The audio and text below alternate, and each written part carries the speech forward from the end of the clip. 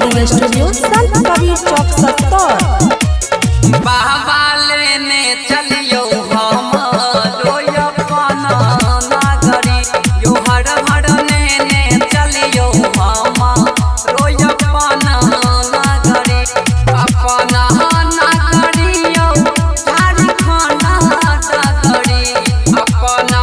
नागरियो झारखंड नागरी यो बाबा यो भोला यो बाबा लेने चलियो हम रोया पाना नागरी यो बाबा लेने चलियो हम रोया पाना नागरी यो बाबा लेने चलियो हम रोया पाना। प्रेम से बोलो शिव शंकर भगवान की। अंगना पोहारब बाबा दुआरी पोहारब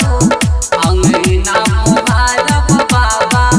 दुआरी पोहारब अंगना पोहारब बाबा दुआरी पोहारब और पोहारब पसरा के डगरी यो बाबा और पोहारब पसरा के डगरी यो बाबा यो भोला यो बाबा लेने चलियो हम रोया पाना नागरी यो दानी लेने चलियो हम रोया पाना नागरी यो बाबा लेने चलियो हम रोया पाना नागरी यो बाबा। कार्तिक गणपति